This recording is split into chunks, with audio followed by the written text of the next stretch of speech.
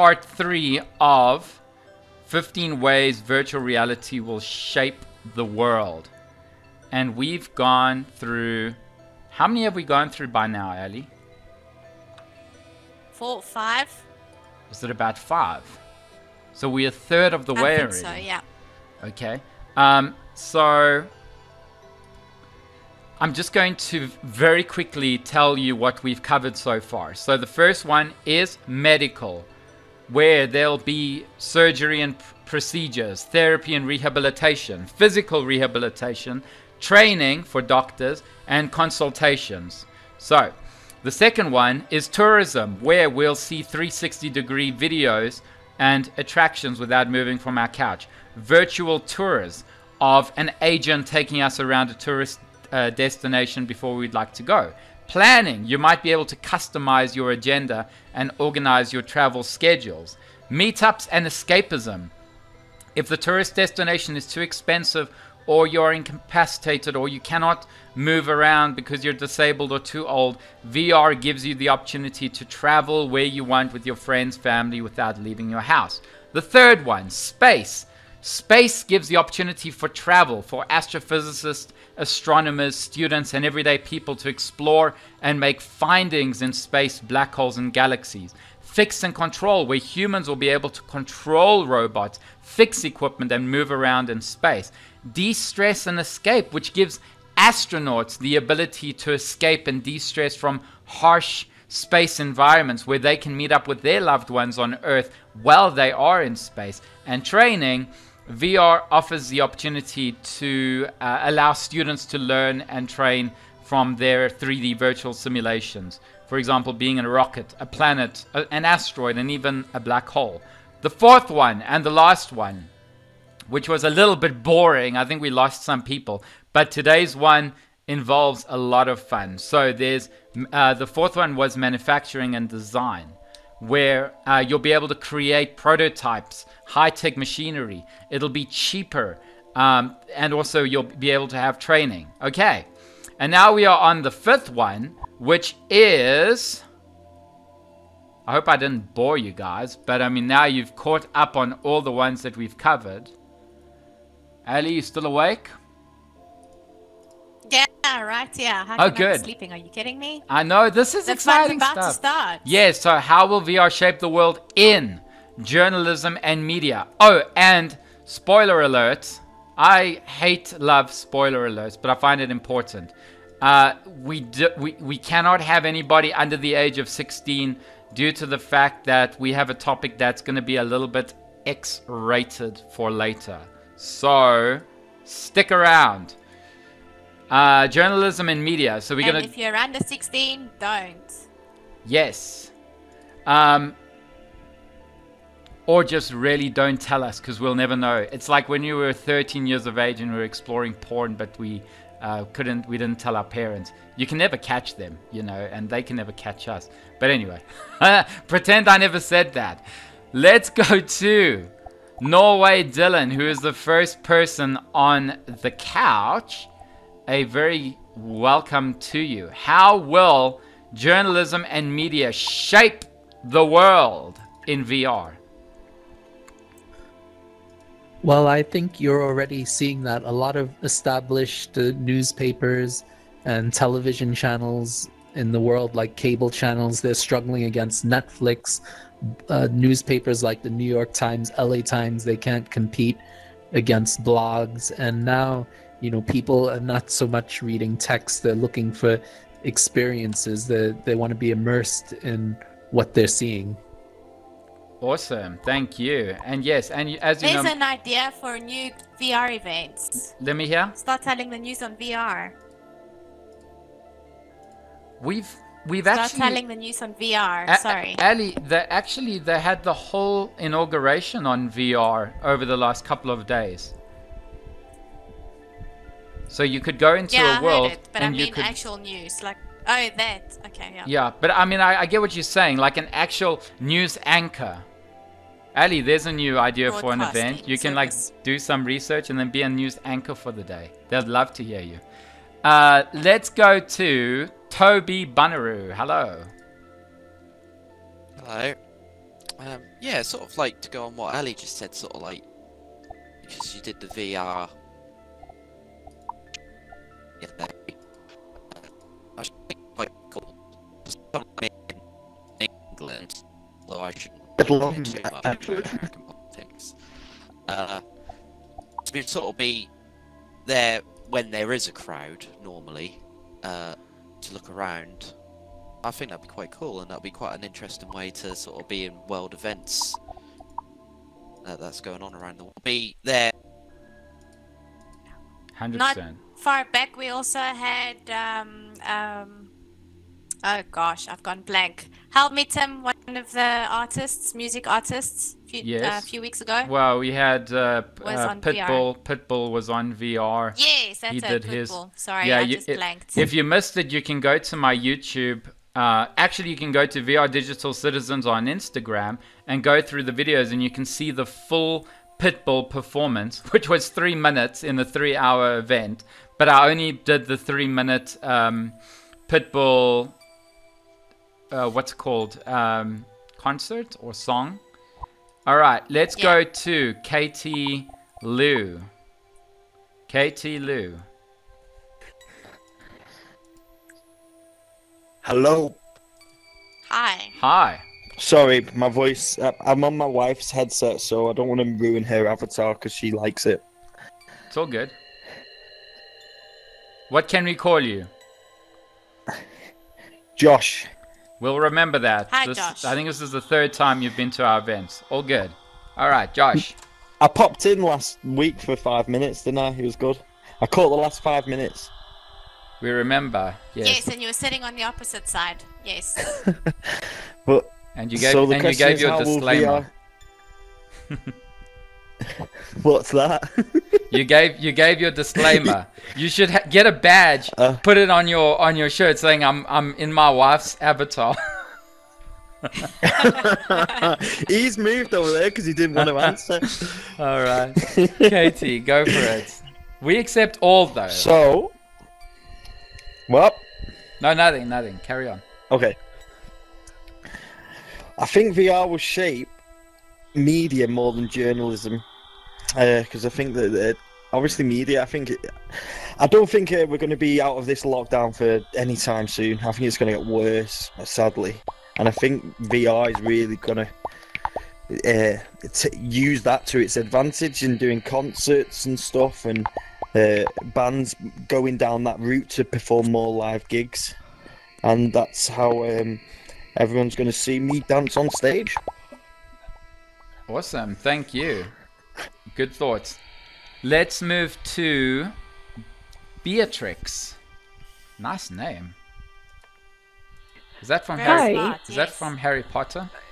Beatrix. No, it's Beatrix. I think it's like a pagan princess from the before the Romans in England.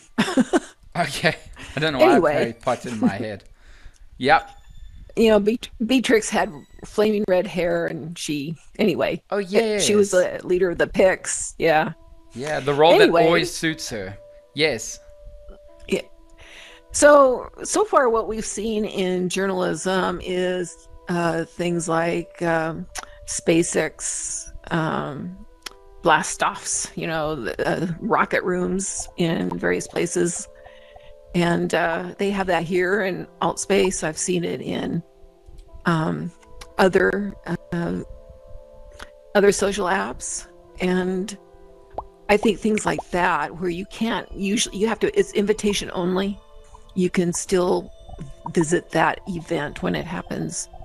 And in media, what we're seeing so far is like Facebook's, what is it called?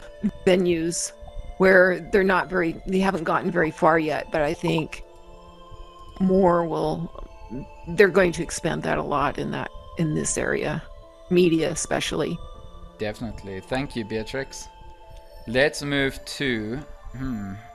All right. Jackie boy, we just missed you. So if you have something to say, please raise your hand, because I see you're new, or move to a different part of the couch. We have a disruptor, so we'll kick him. I don't know if they're being disruptive or if they're just playing with their controllers. Anyway, JVB, hello. Hello. Hi. Hi. Hi. VR. There's two things. One is like my teenager is not interested at all in putting on the headset anymore. It's like heavy and uncomfortable, and she can just seem to get her news and media much quicker just from a laptop or her phone. So I was kind of surprised at that. So I'm not sure how that's going to go, but then we could be talking about, you know, like Google glasses, something lighter than these headsets. Maybe this will be like a big iron that nobody uses anymore when we get them streamlined. The journalism, I think, is interesting. Not yet, but you know, with Vietnam coming into the living rooms through television had an impact with just, you know, sending our children over to battle and what we were doing to people over in Asia. So I think it could be really profound if there's a lighter way to get the headsets into more homes. And if people were bringing these cameras into breaking news, like if there was a camera in that riot on the Capitol in the States, then you know, people would see, oh, it's not just fun to be rowdy, it's just scary to be in the middle of that. And I think it might affect people to have more live 3D immersive journalism, but I don't think we're there yet. And I'd be curious to see how that would affect people and peace. Awesome, thank you. Yes, I think when it comes to these type of questions with how VR will shape the world, you should also look at it as not only for the spectator, but job opportunities, for example, for the journalists. So those might give some ideas for the rest of those who are going to be popping in shortly. Thanks, JVB. Let's go to Roar United. Hello, welcome again. I'm definitely looking forward to those glasses, and especially being more cost effective in the future. Just to add to that, JVB. Hi, Roar United. Welcome. Hi. Welcome back. Yeah. So one of the things on the journalism side is that the news is always telling you about big projects going on in your area, like infrastructure projects and all of that. And sort of what VR could do is give you good 3D imaging round these big projects, so you actually get an understanding of what's going on. And as well as it being journalism, it could also be used to get public opinion on big projects before millions or billions are spent on building them. It's a great way to get the public opinion without spending all of the money to get concepts done. Awesome, thank you. If you're just able to set up worlds in VR. Awesome, good thoughts. So for those who've just joined, because I see there's about 12 new people inside, this is Oh My Brain event discussion, where we talk about science, philosophy, spirituality type questions. And today's question is part 3 of what we've been through, of how VR will shape the world. And we've been through 5, I think we said, and now we are on to the first one for today, which is how will journalism and media shape the world? And for those who've never joined us before, make sure you join our VR Digital Citizens group on Facebook, Instagram, Oh My Brain, and then take a look at all of our events that we have going. Whenever you see Timon and Ali, you know it is VR Digital Citizens.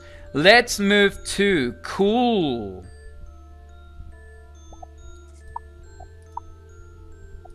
Coolio.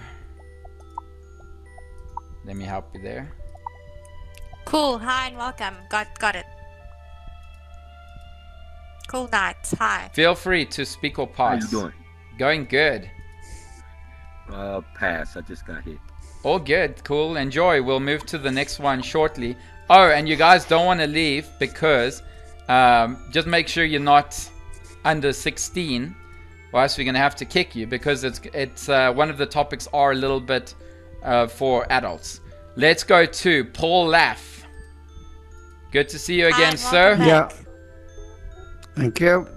Yeah, can you hear me? Absolutely. Yes. Okay. What needs to happen is the counteracting of fake news and particularly fake information, like the counteracting anti-vaxxers. You know, you could immediately see pictures of someone in the past with smallpox infection and things like that. How it can happen, I have to say, oh my brain, I don't know. Counteracting of fake information, immediate counteracting. I can take that, Paul, if you want. Yeah.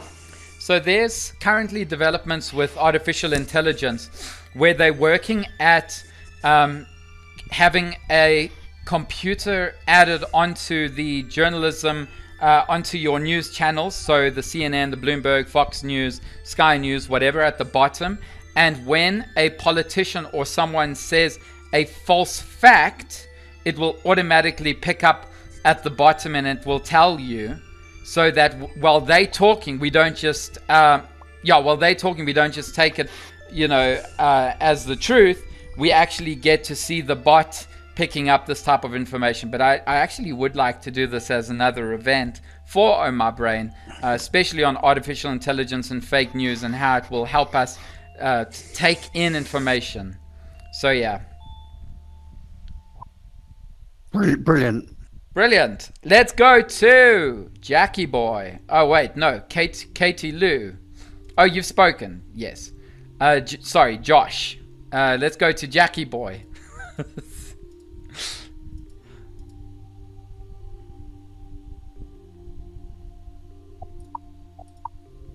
Sorry, Ali. Feel free to speak or pass. Nope. That means pass. All right, let's move. All right, let me help Katie, Josh here. Josh, how can I help? Let me put your megaphone on. He's trying to talk, but he was in a party with me, and it's lagging while he's trying to get out of it. That's all. But he's trying to talk. He really wants to say something. So what I think you can do, Josh, is raise his hand. And then afterwards, I'll definitely allow. But let me try now one more time with the megaphone. And let's see if it works this time. Yeah. So let's try. He's new, you see. Yeah, we really do want to hear everyone ideas.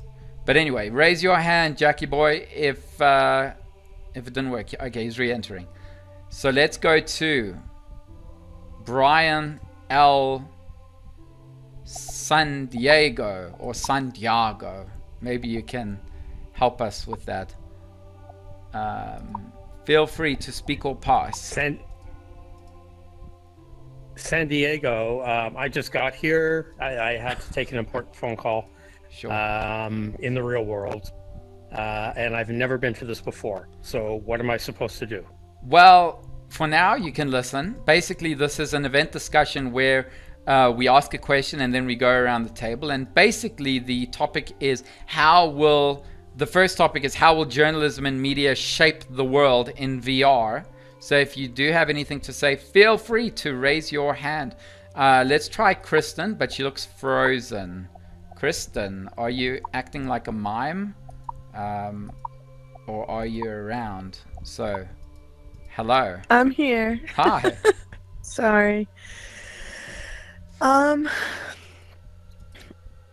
think journalism and media can be shaped in a few different ways, and one of the few ways that I see it happening is they'd be able to offer a more immersive experience. So, like, we always think of journalism as news, but I was going with, like, National Geographic. I don't know if there's music going on in here, but it's like interrupting my thoughts. Let me stop it for you. So I'm really sorry about that. I've stopped it for you, Kristen. Thank you. So I just feel like we can offer a more immersive experience with journalism and media, and maybe news as well, but like you see a lot more programs about so many different things, and by offering them in VR and really immersing different cultures and even immersing wildlife for Natural Geographic is my first immediate thought, but I just think it could be really beneficial by like just allowing that immersion and really seeing it. Awesome. Nice thoughts. Yeah, 100%. Okay, let's go to Bunkus VR. Ali, how are you doing there? And please help us with how to say that. Yes, I'm here. Can you hear me? Yes. Okay. Hello, yes. It's Hi, Bunkus welcome. VR. Yes. Hello. So what I would say, because I'm on the Quest 2 right now, and because all of this interface of like Google and everything, how you can access emails and like other sites and stuff, that could really affect like the media in the future, considering now that there's hand tracking on Quest 2 that could be implemented in other VR systems. So with that, we could possibly do the same with haptic feedback, where not only we could feel things on our chest, but we could probably feel like a handshake if we would in a meeting. 100%. Perfect. Thank you. And then, all right, we don't have any hand raisers. So I'll give you my thoughts on journalism and media. Just trying to think of, I mean, I don't have many, but basically the first thing is that we need to see the news and information in the future on all sides.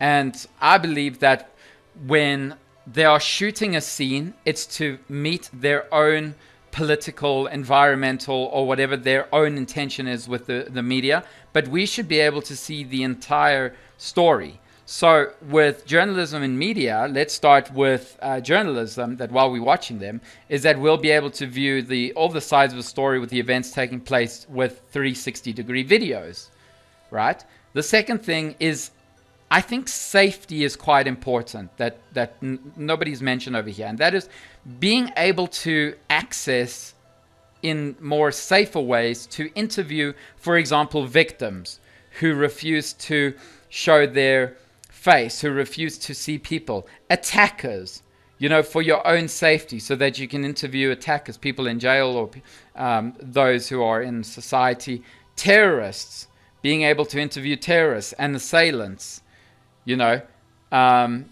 So those were my only two. I don't want to mention too many because you actually did cover most of them, which is awesome. And now we'll move to the second way, but first let's go to hand raisers because we do have a little bit of time. And let's start with Yuan. Hi everybody. Hi. Juan. Yeah. Hi and welcome. I was thinking while you were talking how journalism and media would benefit from VR, and I think one of the biggest benefits would be, like someone already said, to have more immersive experience when we become the news. We get the news from all the sources now, and that will help to some extent to help us understand some situations that in the media today we don't manage to get as our own. For example, wars in the Middle East or crisis in India or far away from home. When you get those views in VR and an immersive experience, then you realize that even if you are miles and miles away from where the news is occurring, it also has something to do with you, which right now in the journalism and the media in 2D is not so easy to get, you know. No, absolutely. In inaccessible places, 100%. Thank you, Juan. Let's go to Beatrix.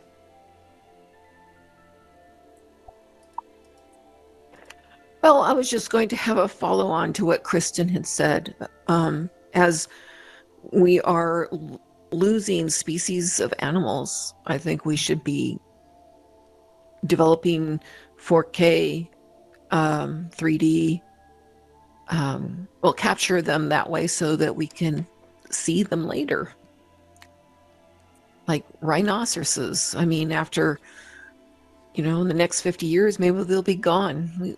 Our grandchildren might want to see what they look like. Very true. True. And also, Good point, not to just see them in a 2D aspect, but to see them in a 360 degree to get an idea of their sizes, the feel of how you feel around them. I mean, I think in Africa we lost our white rhino, Ali. A few years ago we lost the white rhino. Yeah. But I've got a saying, animals are extinct until another is found. So I like to think that there are actually white rhinos out there, but better for the world not to know, so that they don't get poached. Wow, there are a lot of hand raisers. Let's go to Giorgio Dali. Hey, can you guys hear me? Yes. Yes. My question really is more based on a fear.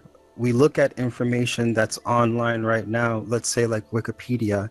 It's like a crowdsourcing kind of platform, and my fear is that if journalism and media gets transferred to like a VR mode, we'll have so much crowdsourcing that information won't be vetted properly. And just like we have people today just open arms and accepting Wikipedia as truth where sometimes it's not, it could be a dangerous situation in VR. That's about it. Yes, I'm going to agree with where we are now. I'm going to disagree for where we are in the future.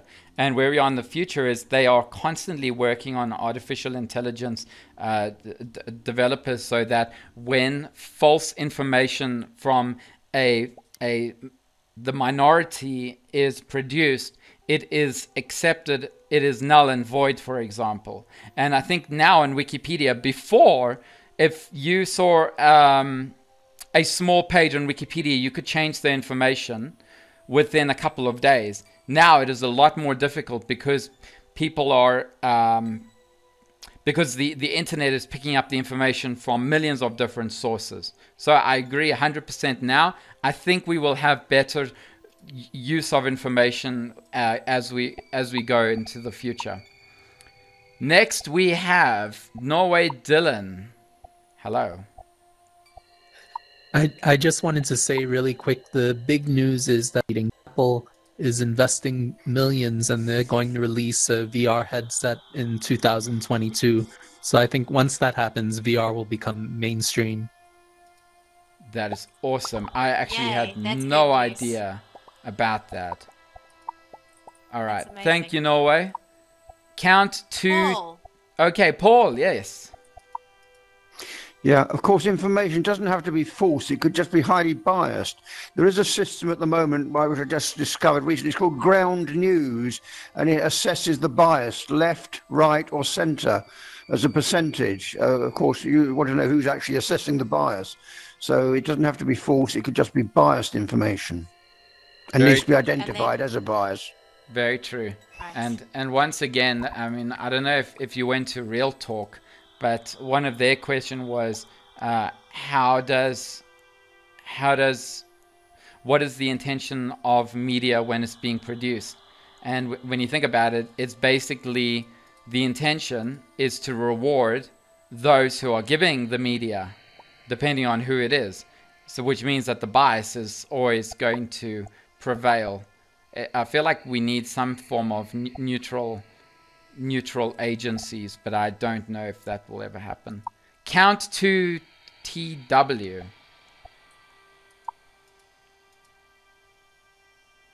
Count to TW. If you're here, say hello. Count to 2. Hi. Count to 2. Oh. We lost him. Or her. Let's try one more time, Ali. Yeah, no, we lost him. We lost him. All right, sorry. Just raise your hand if you're there. We need to move on. We're sorry, guys. We have to stop the hand raisers because we need to move to the next one. Ooh. So, now we're going to move to the second topic of how VR will shape the world. And the second topic for today is drugs and alcohol. Aha. This is either going to go really quickly or there's going to be a lot of different information. So let's go and start with the person in the hot seat for today is Giorgio Dali. Is that how you say it? Giorgio. It is, but I don't think I have a particular point or opinion when it comes to drugs and alcohol in VR. I know a lot of people who are always messed up when I'm in these chats. So, I mean, it doesn't bother me. I don't notice anything different. Live and let live. All right, awesome. Yes, I mean, listen, when we go around the tables, you might spark some new ideas on it. So yes, feel free to speak or pass. We're not forcing you. Let's move to Richardthwaite. We got a lot of pages to go through of people that are here, so just bear in mind we need about 5 to 10 seconds to find everybody. Ali? Yes, got it. Hold on, Richard. Got you. Hi, welcome. Feel free to speak or pass, Richard. No. Okay. All good. Let's go to Juan. And question there, are you on the Oculus too before you answer? I'm just curious, where are you? Because your sound is immaculate. Yeah, got you. Hi, Juan. Hi guys. No, I'm not in the Oculus 2. I am in the HP G2. Awesome. Wow, the sound is awesome. Oh, that's good to know. It's good to know. So when it comes to the topic drugs and alcohol in VR, that's actually pretty interesting. Because in my opinion, when it comes to drug consume, VR, it's for me a way to make the experience safer, because you get to be immersed in VR while you are having your trip, and you are not exposed to outside situations where you can be triggered and you can have like bad trips, and in VR you get the chance to guide the trip on the way you would like to have it easier. When it comes to alcohol consume, I don't have a point, because I don't see, I personally don't drink alcohol while I'm in VR. I prefer to do it outside VR. Yeah. But those would be my points. Thank you, Juan. Ali, I just want to say, look, it's not his HP or his Oculus. It's just that sexy, gruff, dark, low voice that you love. No, the sound was immaculate. Seriously, the quality of sound was immaculate. Seriously. And I'm surprised it's HP. All right, let's go. Why are you surprised? I've also got an HP. This is also HP that I'm speaking through. This is exactly why I made it a point. She's blushing. I'm on the Quest 2 like everybody else. Awesome. But you also I would sound say good. that I would say that before they say that a lot of heterosexual couples and gay couples used to meet in bars, but with the advent of Tinder and Grindr, more people meeting online. So I'd say with VR there would be less need for alcohol, especially during the pandemic, because like here in Europe a lot of the bars are closed, and then people need to do drugs less, because there are some people here online that say that if you go into these rooms and they have these like psychedelic patterns, you almost have the same experience as taking magic mushrooms or ecstasy. And also VR would enlighten people to the bad effects that you get from taking drugs and alcohol. And there are also a lot of new synthetic drugs that mimic the effects of alcohol without getting the negative effects on the body. So these are changes that are coming down the line. Awesome, thanks. Norway, you know your stuff. Let's go to Toby.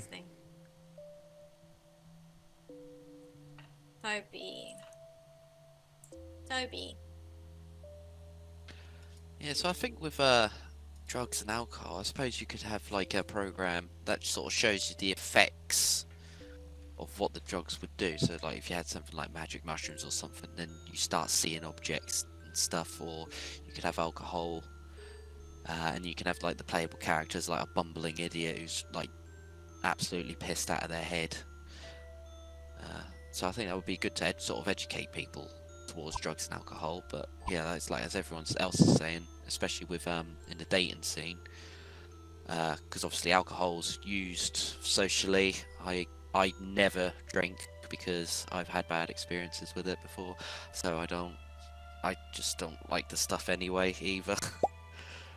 So I think it would be quite good to sort of as like an educational thing as well. Excellent, thank you. Bunkers VR.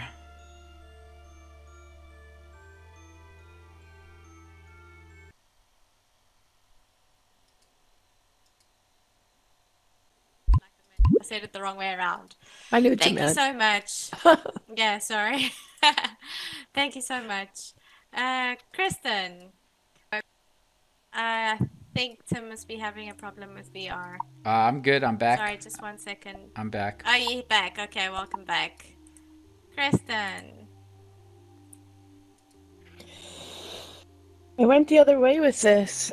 I feel like VR can help with treatment programs and treatment plans and keeping people off the streets and really like giving them a different alternative to using by engaging their brain in, positive experiences.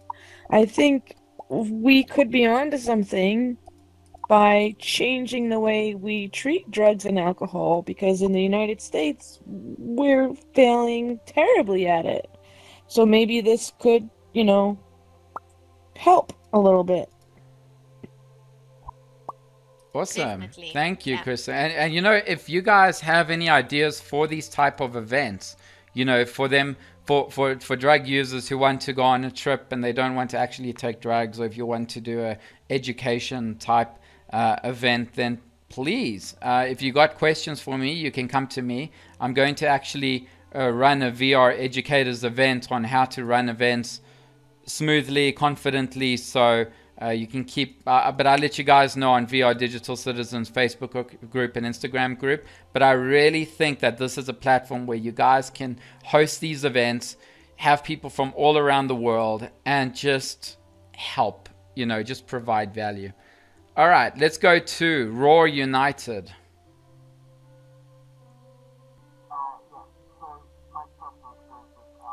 Oh, bad sound. Sorry, Raw. Let me let me mute you and try and mute you again. Let's see if this works. One more time, or else you'll need to re-enter. Let's try one more time. Raw. No, you need to re-enter. We'll get right back to you. All right, next let's go to Shushu.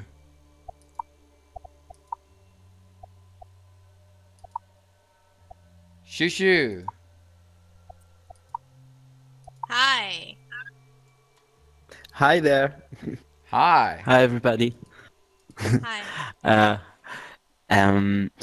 Well, I just saw this word "hi there," and I was just interested to see. I was not prepared to say anything. I just came in and I'm listening, and it started to be more and more interesting. And awesome. Yeah, I think. Yeah, I think. I mean, my first thought was. I have a feeling that the way our mind functions in the VR world, I don't know, maybe it's just a stupid thought, but I thought that maybe the story we create in a VR world can provide us the same metaphysical level that people can achieve by using drugs. Very awesome. And this is uncharted territory. Thank you, Shushu. And I know exactly how it feels to go to an event and then have someone say your name and then chat. You'll get completely used to it. Just keep doing it and you'll find you can only get better. So, good job. Paul Laff. And note, there are no stupid answers. Just feel free to speak your opinion. Firstly, hello to Holodrama from Paul. I'd just like to say, again, going back to the fact of access to good quality immediate information, I was following a whole course for American universities on addiction with 24 lectures on a thing called Great Courses Plus. And I recently read a book by Johan Hari, Chasing the Screen. Basically, the drugs war should have never been fought, and it was lost many years ago. So accurate information on drugs, the cause of addiction, its treatment and effects. Very awesome. Thank you, Paul. Straight to the point. Less is more, as I like to say. Dion84.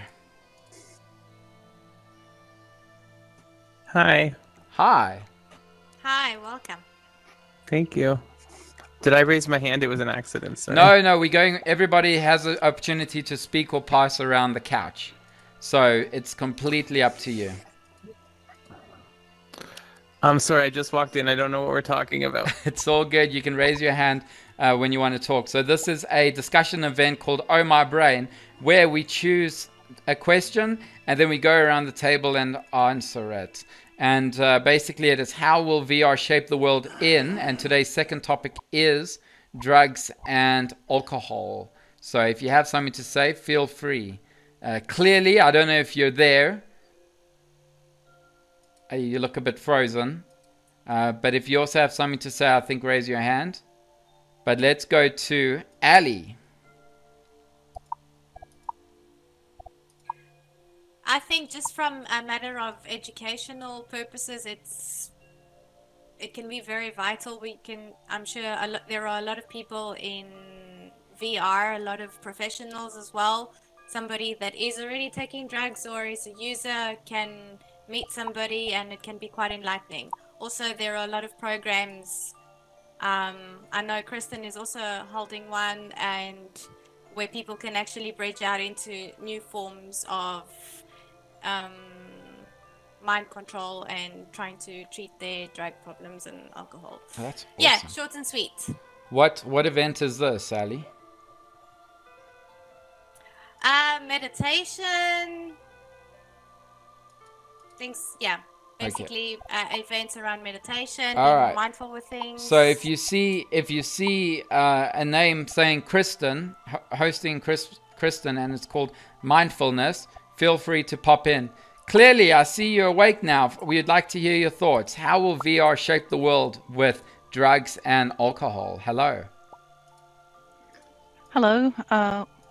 Well, I think that having seen some AA groups, it already is in terms of, not speaking to say that all drugs and alcohol involve addiction, but in terms of addiction support, I think it is potentially very important for people if they can't physically get to a place where they can interact with people. One-on-one and group support is really, really key and really, really helpful. And I think that something that may lead to is possibly even like teletherapy in this format, which would be really interesting, or other group therapies in this format. Awesome. Thank you, Clearly. All right. So here's my thoughts on it. If you're a drug addict or an alcoholic, I think VR might be the solution. So, for example, as a lot of you mentioned, the hallucinogenic trip, where artists and research will be able to create effects in VR to get you into a psychedelic state, the kind that drugs does. And this could ease people off drugs in the future because they are getting something similar. I'm not saying all drugs, but some. The other one are, as Clearly just mentioned, online support groups. So where you'll be able to join professional VR meetups to help patients' problems and addictions. And then the third one, I think Kristen mentioned, is that rehabilitation centers, where eventually there'll be these entire rehabilitation centers in a 3D simulated world to help those who suffer from drug and alcohol addictions, and it'll just make them feel like they're in a safe space. So that's just great. Now, let's go to hand raisers so we can hear your thoughts and ideas based on what everyone has spoken about. And let's go to those who haven't spoken yet, Ali, and we'll go to Melody Love.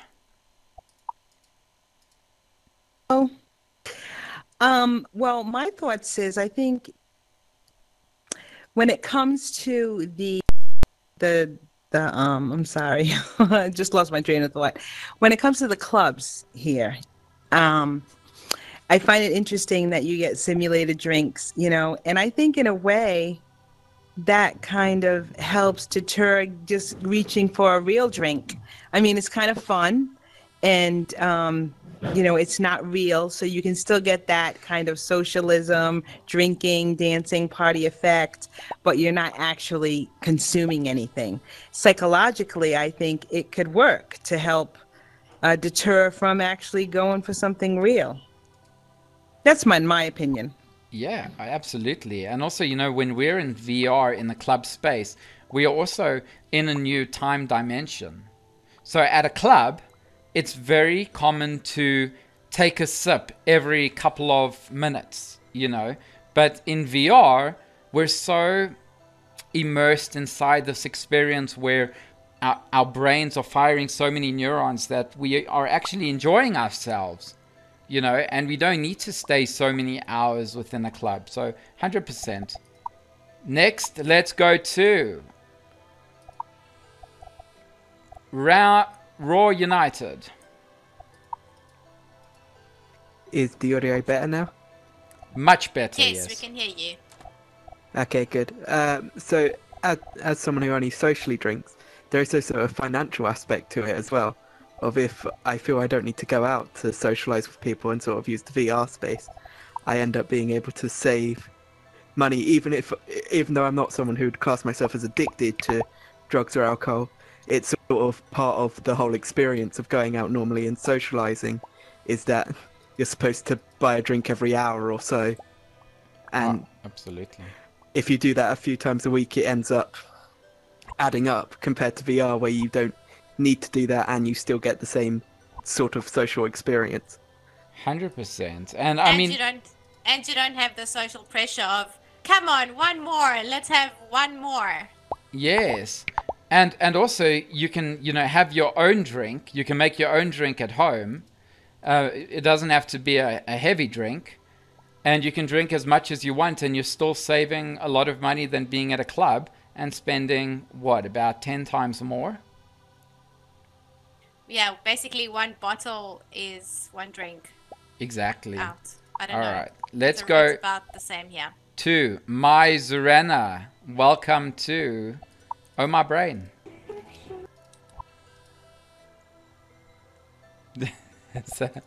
All right, My Zurena. Let's go to Shushu. Yeah, hi again. So, do you hear me? Yes. Yes, we can hear you. Great, thank you. So, 2 points. One, concerning the like social groups, you know, for alcoholics and drugs addicted. It could go further a bit for special lectures, meetings with youth, when a person who had gone through all this in a way that he could suggest them to avoid it. Absolutely. Would be something additional. And the other point has to do with the same thing that I mentioned in the beginning, and then you were developing this the thing with the psychedelic mood that we can like give the addicted people, you know, the same experience that they would do with drugs. This is something that you could go really deep in and use scientific like experiments, and perhaps you will find out that it requires some kind of interaction of the user, because what you experience through drugs has to do also with the choices you make. You know, whether I go right or left, whether I go to this party or not, and I put myself in some kind of a world. So if you create some kind of psychedelic space that tells some kind of a story, but in this story I have to make a choice, then it will become much more authentic, I think. You know, I think they can actually make worlds in Altspace. I think you're 100% right, because I think there's three things we can consider. The first one is, okay, so the science aspect is when we are going through these hallucinogenic trips, we can actually study the brain at different levels. We can see what parts of the brain are being used and how and what's building, stimulated at that moment, what's stimulating the neurons inside the brain. The second thing is to, for example, let's say artists who are either painters or musicians or actors or anything, and if they go into this trip and they go into a different form of thinking of what type of masterpieces they can come out of it. And then there was a third one, which I've actually, it's skipped my mind. But I think that like these are underutilized resources or underrated resources that we should all be using in our own lives. Oh yes, the third part is like Ali's awakened awareness and Kristen's mindfulness, where you can go into a different state of sleep or meditation through these type of trips in some ways. And we're listening hypnosis, yeah. So we're looking at some type of aural vibrations that work the different parts of the brain that works with delta and beta stages of sleep, and even alpha while you are conscious. So I think that's quite interesting. Let's go to the last two, and that is Paul Laff. Yeah, adding to what Ali was saying, apart from meditation, you can also naturally affect the state, affect your mood, or even a hallucinogenic state through the use of natural techniques such as breathing techniques. I believe this was studied initially by a chap called Dr. Gruff when he was prevented from studying LSD, not just Wim Hof recently, and the use of cold water, as in Wim Hof. So natural means of being people made aware of natural means of changing one's mood, state, or effect. Yeah, absolutely. If you had like breathing is very important. It's just so interesting, Alia. I mean, like if you had a really bad day, and I know a lot of people here on Altspace come here at escapism. Imagine there's one world where you can choose your own, where you can choose the mood you want to be in. Yeah, again, thank you. So I just wanted to end with maybe it could be a topic, one of your next topics, or our how will VR shape the world in sex? Boom! Spoiler alert! You know, every week there is someone that spoils something. Shoo. No. Shoo. I'm sorry. You have to No. I'm sorry. You have to. I didn't mean. I meant in the thing. I meant that what we are talking about in the. Shoo. Look drugs, here. Yeah. Look at the screen. So I was right. You're right. And all right. Ali loves it when this happens, when someone creates a spoiler alert, and then I just have to make an explosion. So now you guys have a reason to join us next week at Oh My Brain,